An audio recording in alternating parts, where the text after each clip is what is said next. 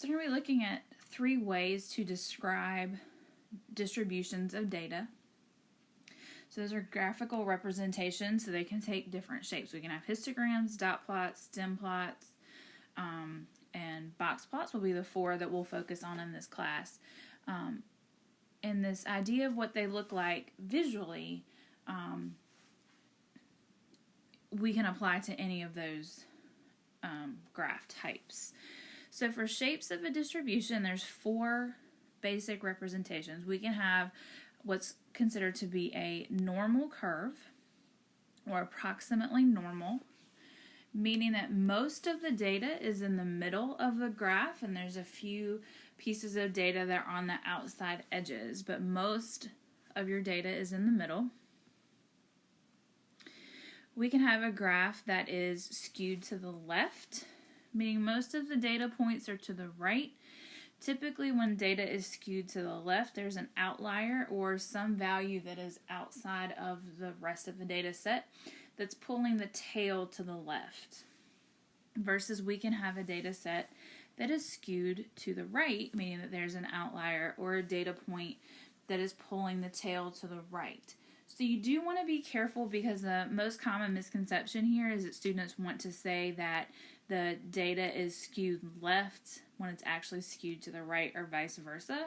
You want to look at where the tail of the data set is. So when we're talking about the tail of the data set, we're talking about these 2 points here, or edges of the graph. So it's skewed to the left because when something is skewed, it's changing our perception. That's our just kind of vocabulary word for that. Because the tail is pulled to the right, your data is skewed to the right, because that outlier is actually going to impact the data set and how we interpret the data points. The last type that we can look at is a uniform data set.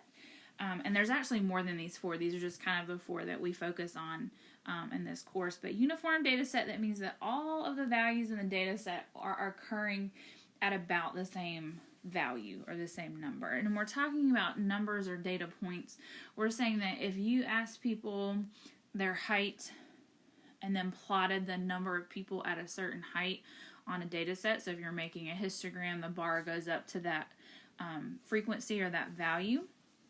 So we're talking about for data points. So measures of center that you've studied before. Mean is the most common measure of central tendency. To find the mean, you sum all of the data, and then you divide by however many of those data points that there are. We use the mean to represent data sets that are approximately normal. When we think about a mean, what we're thinking about is a balancing point, meaning if I even thought about that, if I put my fingertip right there on the middle and thought about that black line as if it was a tray, the left and the right side would sit equally, right? It would balance there. If data sets are skewed, the balance point is going to be further to the left or further to the right. And we would actually use a different measure of center to represent those data points. So the median is the middle of the data set arranged in numerical order. So least to greatest, and then you find the value that's in the middle. Remember that if you have an odd number of data points, you take the 2 in the middle and you find the average of those 2 values. So for a median, you're going to have 50% of the data below the median and 50% of the data above the median. And so what happens, we use medians as a better gauge for skewed data sets to find their center. If we went back to this idea of a balancing point for the mean that we were talking about on the last slide, if I were going to balance this picture, the mean would actually be more in this area to the right, because that is skewed to the right. And on this picture, it would be more to the left because the data point is skewed to the left.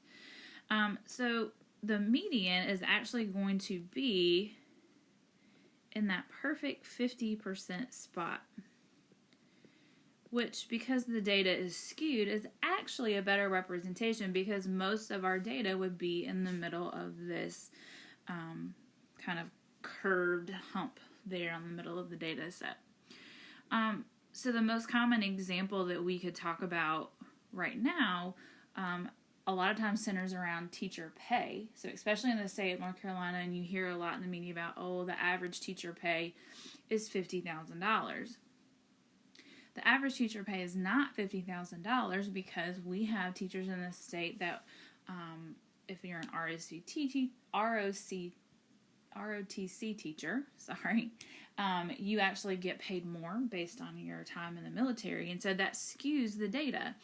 And so one thing to be really careful about is when people talk about a measure of center and they just kind of use the word average, you really want to think about, well, what did you use as the average? Did you use the mean or did you use the median? Was there something that skewed the data set that means that the median is maybe not actually the best data point? You could think about it with any type of income. Even the United States, when they talk about the average income being X amount of dollars, we actually have a lot of people that work minimum wage jobs.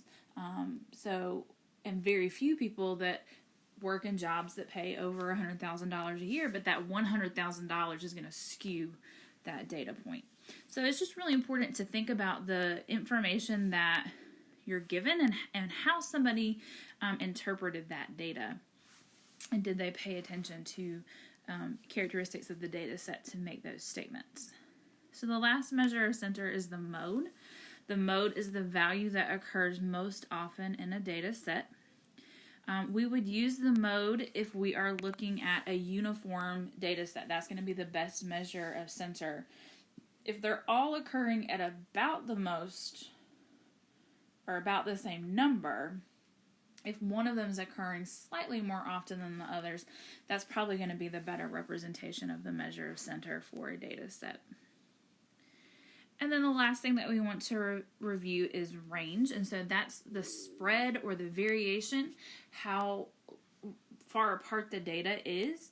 To find the range, we find the difference between the highest and the lowest value in a data set. So you can have data that's really spread far apart. So that would be things like income, right? We have some people that only make $20,000 a year. We have people in the country that make in the millions and billions of dollars a year. So that's a really wide range.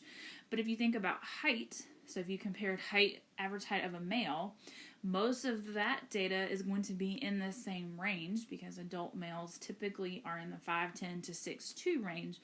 So that is a smaller range of values.